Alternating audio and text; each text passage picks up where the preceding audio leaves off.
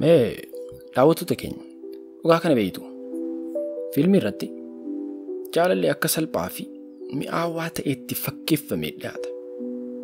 Garuu dhugaan jireenya keenyaa akka abjuu asoosamaatiin guutame sana miti. Mee fiilmii tokko daawwattaniiti osoo ani akkanatti jaaladhe jaalalli koo sun naaf milkaa'aa jettanii of gaafattanii beektu. Obboleeyyan koo jaalatamu fiilmii tokko yommuu ilaaltanii sirba jaalalaa yommuu dhaggeeffattan hangam tokko onnee keessan isin dhuunfata. Booliwuudiitiin fakkeenya guddaa goonee fudhachuu dandeenya. Gammachuun jaalallii fi abjuun akkamitti tasuma isin to'ata. Mee yeroo xiqqoodhaa fi gadi dhaabbannee sirriitti wantoota kanneen haatiin xallu. Kanaafuu daawwattoota keenya viidiyoo keenya har'aa keessatti barumsa guddaa fiilmii ilaaluutiin itti bohaaruu fi gammachuu irraa argachuu dandeenya.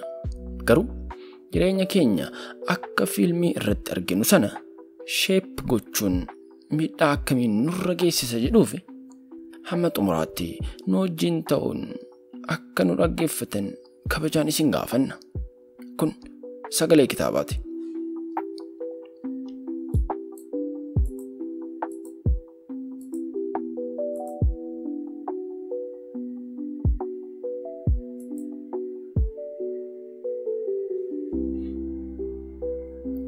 Maarree obboleewwan koo jalqaba irratti rakkoon guddaan fiilmii irratti wanti hundi bareedaa fi perfect ta'ee jaalalli immoo akka rakkina homaatu hin qabne itti agarsiifama.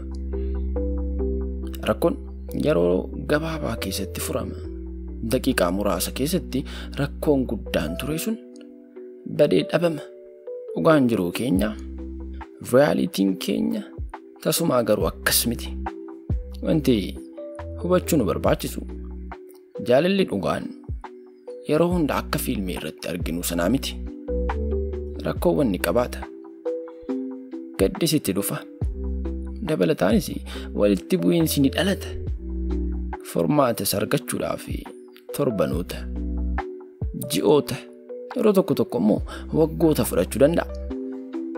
Ta'us jaalala dhugaa wajjin faayidaalee baay'een kan akka obsa, waliif dhageettii qabaachuu, amanamummaa fi wal kabajuun ni argama. Obboloota koo jaallatamu. Mee abbaa mana tokko fudhadhaa. Guyyaa hunda hojii cimaa hojjechuutiin maatii isaa deeggaruuf tattaafata. Haati warraa immoo daa'imman tiksuu fi hojii manaa hunda fudhatti. Jaalalli isaanii hin dhumu. Garuu yeroo baay'ee akka fiilmii roomaansii osoo hin taane hojii fi obsaan ijaarama.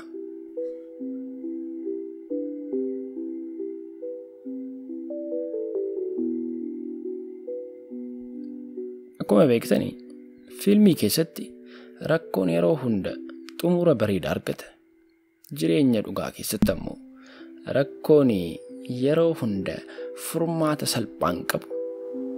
Jaalalli fiilmii akka ibidda bilchaataa ta'e yeroo hunda kan boba'u, yeroo hunda kan nama hawwatudha, kan nama gammachiisudha. Realitiin keenya jaalalli lafarra jiru immoo ibidda boba'aa qofa osoo hin taane waliif obsuu, walii galtee irratti kan hundaa'udha. Wal kabajuu fi wal gargaaruu irrattis kan ijaaramudha. Tarii namni tokko manuma isaa taa'ee fiilmii irratti cidha sirbaan, laayitiiwwan adda addaan iddoowwan babbareedootiin guutame daawwachuu danda'a.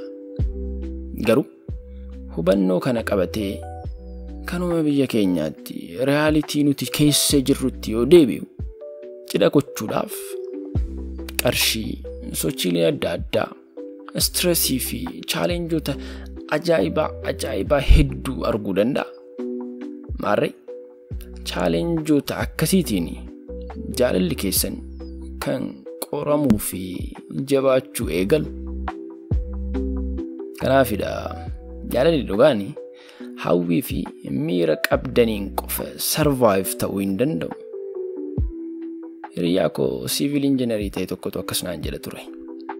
Jaalalli dhugaan akka constructionidha. Akkuma manicha ijaaruuf foundationiin jabaa ta'e barbaachisu bultiin gaa'illi immoo foundationii sana jabeessa. Jaalalli dhugaa obsaan wal gargaarsaa fi amanamummaan ijaarama. Maarree kabajamtoota daawwattoota keenya obboleewwan koo isinoo maal jettu? Jaalalli dhugaan akkamitti ijaaramuu qaba jettanii yaaddu? Yaada keessanii koomentii jalatti nuuf qoodaa.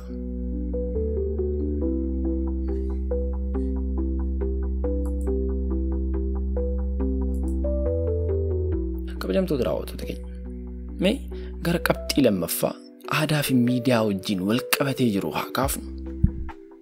Aadaan fi miidiyaan yeroo ammaa kanatti humna guddaa qabaachuu isaanii hubannoo keessa galchuu keenya baay'isee nu barbaachisa.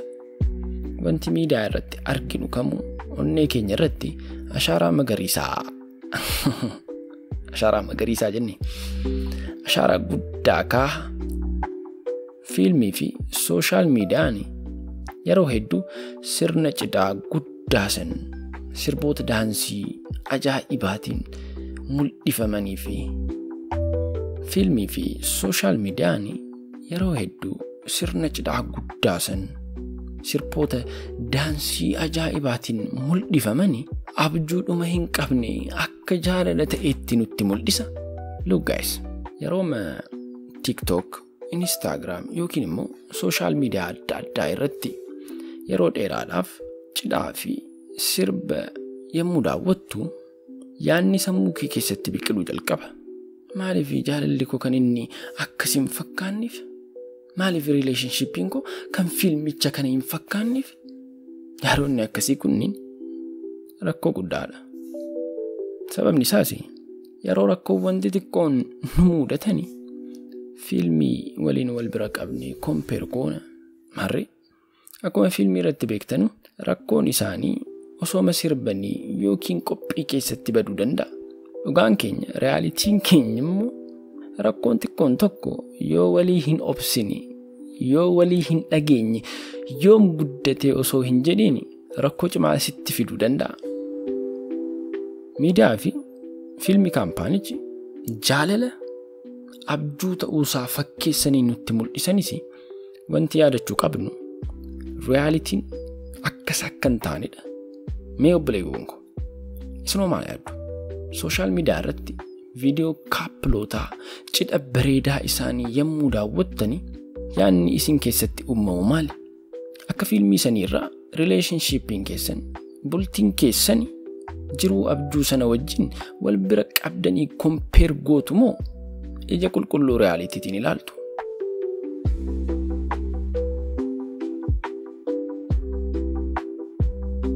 Arree kabajamtoota daawwattoota keenya gara xumuraatti dhufneerra. Warri hanga ammaatti hojii turtaniif galata isiniif galchaa. Yeroo hunda fiilmii ilaaluu fi sirba dhaggeeffachuun gammachuu nama hin dorgu. Yeroo tokko tokko nuti illee jaalala akka fiilmii sana keessa jiru sana ni hawwina. Deebiin isaas salphaadha. Qalbii fi sammuun keenya yeroo hundumaa gammachuu waan barbaaduufidha. Look, rakkoon guddaan kan uumamu fiilmii fi jireenya keenya dhugaa walitti makna yoo ta'edha.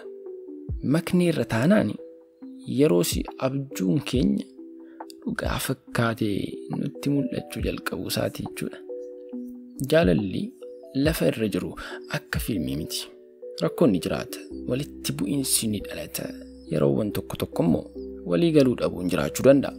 Barree momentii akkasii kanatu obsa, waliif dhageettii, waliif araaramuu fi waliif kabaja qabaachuu akka argitan isin godha. Hiriyaa koo wayitu akkas jedha. Jaalalli dhugaan akka muka jabaati. Jalqaba isaatti xixiqqummaa isaatti bishaanii fi kunuunsa yoo hin arganne ni goga. Garuu obsaa fi kunuunsa yeroo hunda godhamuun muka guddaatti guddachuu jalqaba. Isa qorra, ho'a, qilleensaa fi beela dandamachuu danda'u ta'anaan jedha. wanti sirriitti hubachuu isin barbaachisu jaalalli dhugaan yeroo hunda kan nama hawwatu miti. Yeroo tokko si dadhabsiisa, yeroo tokko immoo si gaddisiisa. Garuu obsa amanamummaa yoo mul'ifne akkasumas nama wal bira dhaabbatu yoo taane haaluma keessa jaalalli jabaachaa adeema.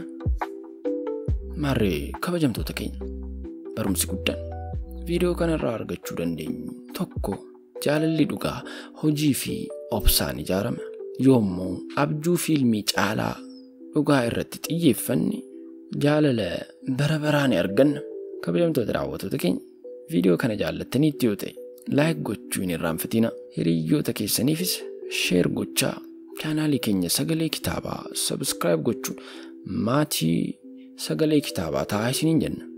Nagaan nuuf turaa.